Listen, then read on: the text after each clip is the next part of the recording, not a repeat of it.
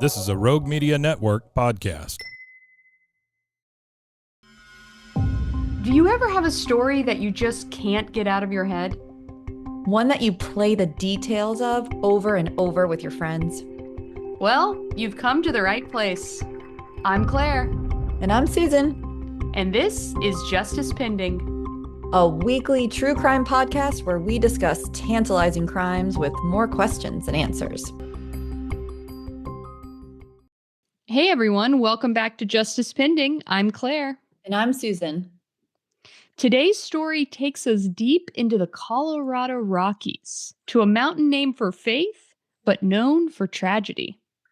It's called Mount of the Holy Cross, a peak so striking it inspired pilgrimages, postcards, even prayers.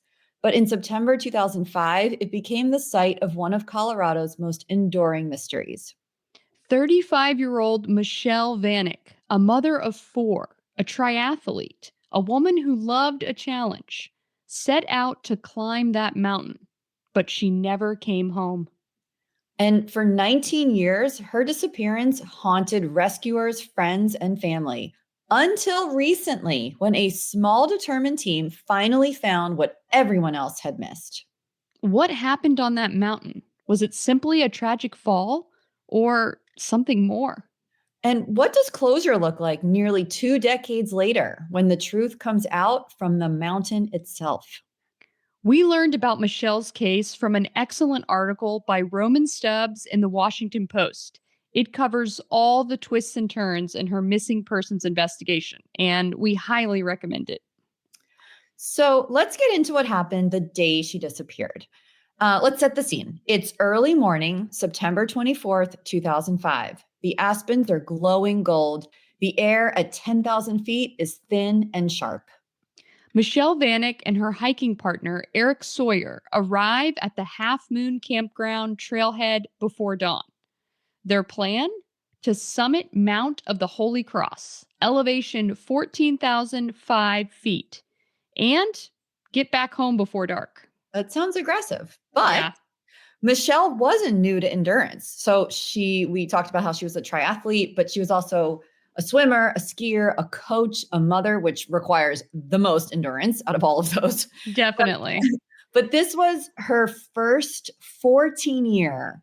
So that's really the first time that she's tackling this kind of altitude, which adds a whole other layer. Yeah, definitely. This 14,000 foot peak is no small feat. And she had talked about, with her husband, Ben, that she really wanted to do a 14er, like this was a big deal. And this was, something that she was going to do with a friend of theirs, Eric Sawyer, who was an experienced hiker. So they had even invited Ben to come along, but he didn't feel up to the hike, but he was excited to support his wife and, wanted her to do what she wanted to do, which was have a new challenge. And according to Sawyer, they set off, expecting a long but doable climb. They were going to take the North Ridge Trail, which was 11 miles round trip. But somewhere early on, they took a wrong turn and they ended up on the Halo Ridge route. This one is 15 miles and it also has several 13,000 foot peaks. So it's much harder and longer than they'd planned. And from the start, they were behind schedule. So regardless of the wrong turn, they had started behind schedule. And Sawyer later admitted he'd also forgotten some key things like food, pretty important, a compass, which explains the misguided route, and a water purifier.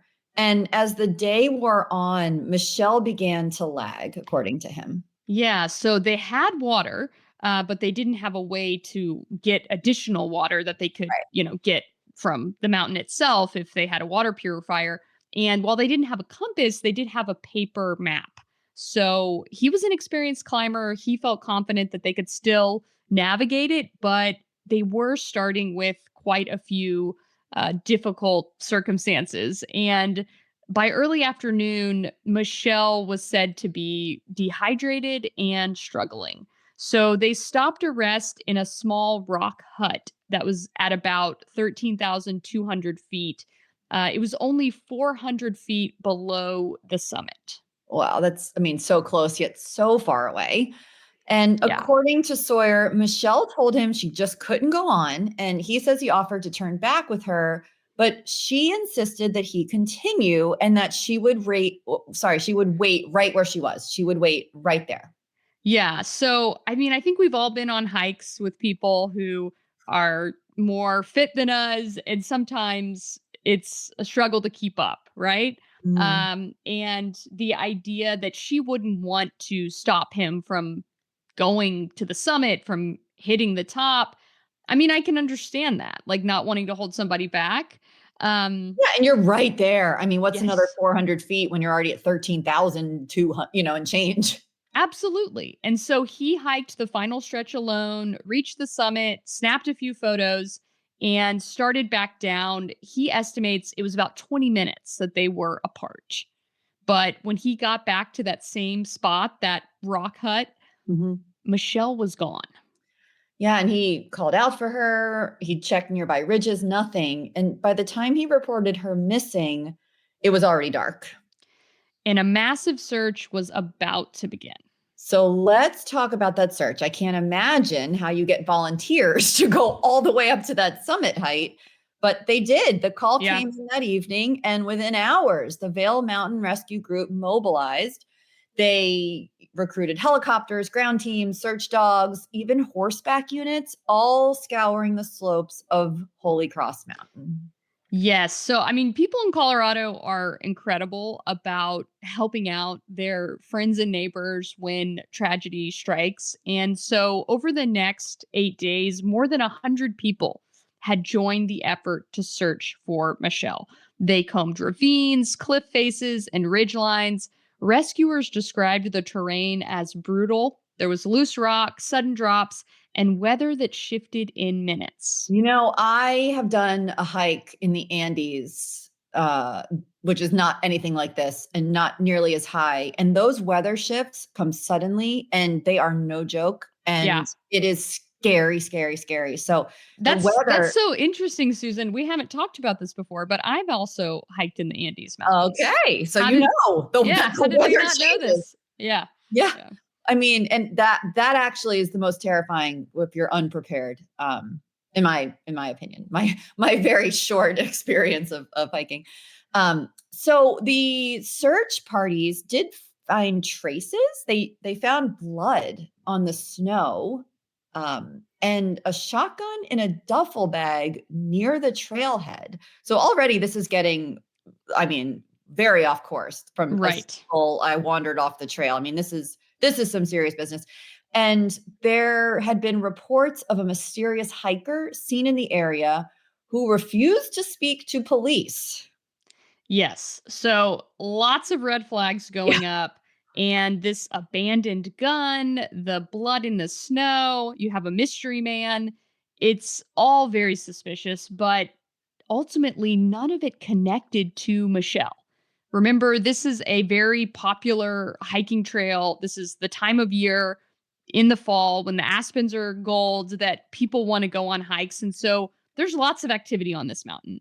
Mhm. Even, scent dogs who once alerted near a steep gully lost the trail when the storm rolled in. So they are just not finding connections to Yeah, Michelle at all. it's crazy. I'm telling you, the weather Yeah. really makes a huge difference. And so after 8 absolutely exhausting days, the official search was called off. Not because anyone believed Michelle was alive, but because the mountain had really swallowed every clue they believed. And that blood in the snow was later determined not even to be human. Yeah, so it is already looking really grim. And the Colorado Bureau of Investigation even got involved. They made a website asking for tips and encouraging anyone with information to come forward. And that led to a call from a man claiming he'd spoken with Michelle after her disappearance. Yeah, the man told authorities that Michelle had called him and said she'd been kidnapped and would be freed if they paid a ransom. So, this was the beginning of a number of wild goose chases and speculation about what really happened to Michelle. Some people pointed the finger at Sawyer, her hiking partner that day, but he cooperated with police and has always maintained his innocence. He has never been charged in relation to Michelle's disappearance, and authorities have said there is not even any evidence of foul play in her missing persons case at all. But as we know, it does not stop the conspiracy theorists from going to town on these kinds of cases. And, on some level, we can understand why. It's hard to believe that a woman like Michelle could just vanish without a trace. Yeah, and we talk about like the last time that she was seen by her hiking partner and the idea that she knew that the top of the mountain was only 400 feet away. Like Mhm. she knew that he was going to be right back. So why would she disappear? Why would she wander off? Why wouldn't she just stay put? I think about the fact that she was likely dehydrated, Mhm. and it can really disorient you. It can cause you to do things that you wouldn't do in your right mind. I think that that's probably a bigger factor, the confusion that comes with dehydration than people might realize. And it's important to note that Michelle's husband, Ben, was adamant that he did not believe that Sawyer hurt Michelle. He didn't think there was foul play at all, but he refused to give up hope that one day he'd find Michelle. He kept hiking that mountain year after year. He would leave notes, he would talk to rescue teams, and he was always asking the same question: how could she just disappear? I would be asking the very same because it makes no sense. And for nearly 2 decades, there actually was no answer. And some people theorize that Michelle had run away to start a new life, but that didn't really hold water because, as a mother of four, who by all accounts was devoted to her children and her husband, that really never made sense. Yeah, it's the kind of theory that you have to at least consider in the realm of all possibilities, but it doesn't sound likely. Yeah, and authorities didn't even look into it because there were no signs of trouble in Michelle's home life, and that just didn't add up. So let's talk about when this case goes cold and what happens next. So in 2012, so it's been 7 years, a new volunteer joined the Vale Mountain Rescue Group. Her name is Erica German. She was in her 20s. She was new to mountain rescue, and she couldn't stop thinking about Michelle's case. Yeah, at first it was just curiosity. You hear these folklore, these tales, and she was very curious about what happened, wanted to revisit it. And as she started digging through old records of the case, handwritten notes, maps, outdated maps, GPS coordinates on scrap paper, I mean, just going through the file, she realized that the data was really scattered everywhere. So she built a database. She digitized everything: every search log, every coordinate, every theory. And when she layered it all together, she saw gaps, places that no one had ever actually searched. And those gaps were on the northeast face of the mountain, which is a steep, narrow gully between the Halo Ridge, where they were, and filled with just chaos and snowfields. Yeah, it's too dangerous for helicopters, and it was easy to miss on foot. So in 2024, nearly 19 years after Michelle vanished, Erica German and another rescuer, Zachary Smith, decided to go back. It was late summer, the snowpack had melted, and visibility was clear.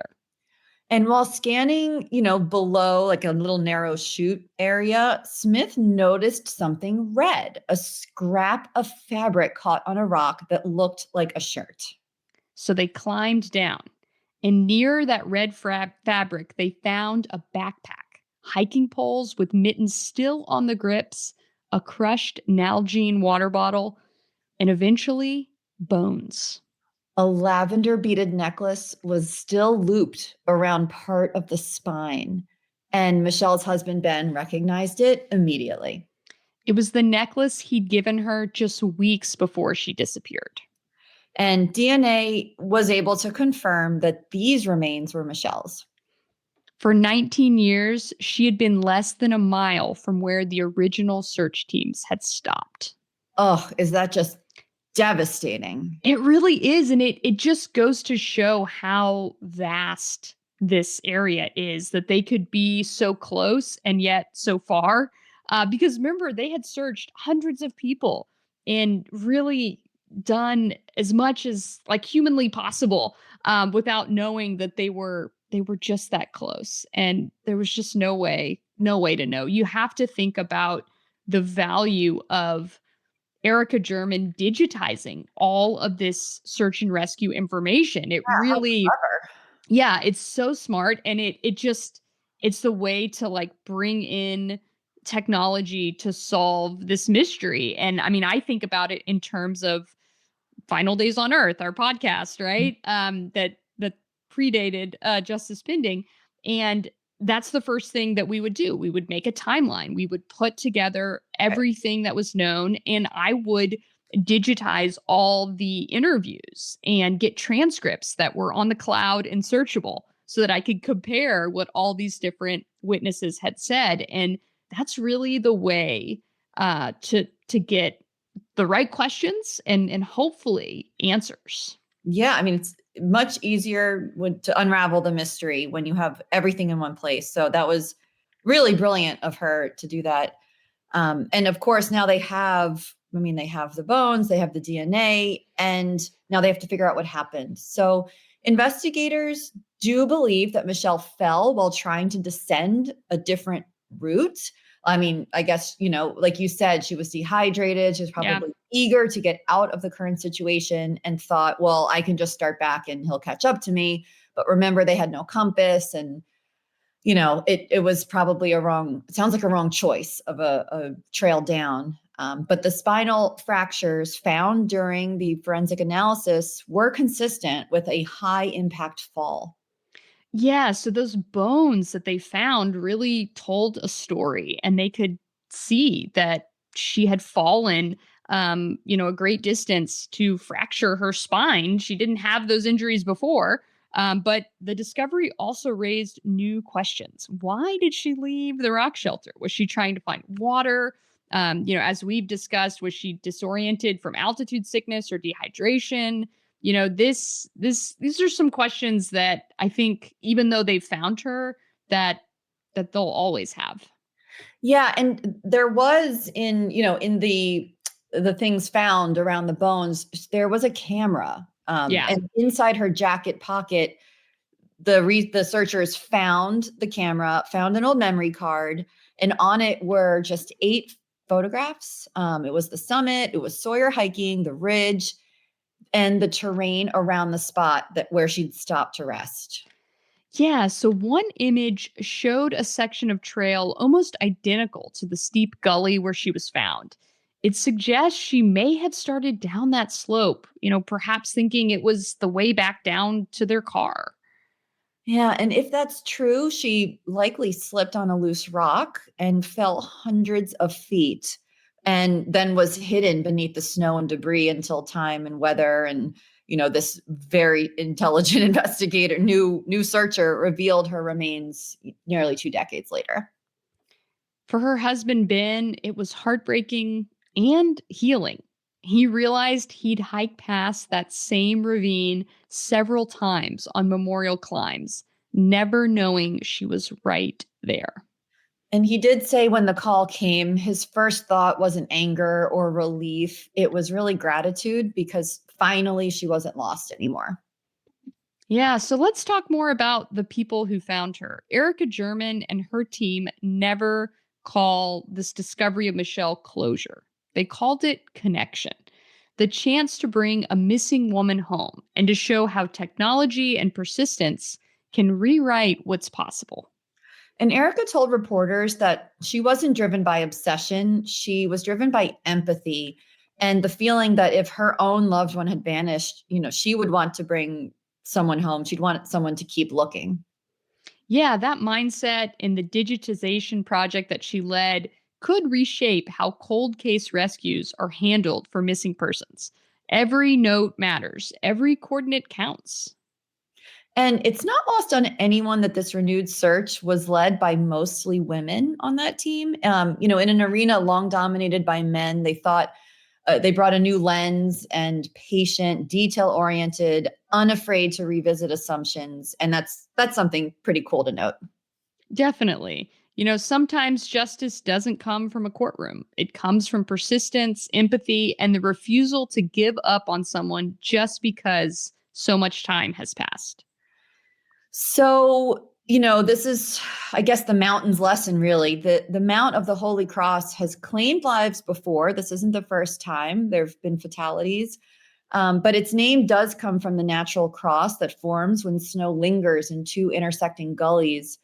So, that's how it got its name and became a symbol of faith carved by nature itself. Yeah, to some, it represents redemption. To others, a warning. I would say for Michelle's family, it's both, because the mountain that took her also gave them back what they needed most, the truth. Yes, and the truth is, Michelle Vanek is not forgotten. And in the end, people she'd never met refused to stop searching for her. And, contrary to so many other cases we talk about, there are no villains in this story. There's no courtroom verdict, no criminal justice. It's, doesn't mean that justice didn't happen. Yeah, sometimes justice is knowing the truth, knowing, where someone's life ended. Sometimes it's remembering who they were. And in this case, it's finding the person who was lost. So a huge special shout out to the Vale Mountain Rescue Group and the work that helped bring Michelle home. We'll be back next week with an all new case. For Justice Pending, I'm Claire. And I'm Susan. Stay curious, stay kind, and remember, justice is never out of reach. Justice Pending is recorded in Dallas, Texas for Rebel Studios. It's hosted by me, Claire Sanamaw, and Susan Passoni. Our theme music is Bending Truth, licensed at premiumbeat.com. We appreciate all listener feedback. Leave a review wherever you're listening right now, and we might read it on the air. Thanks for joining us.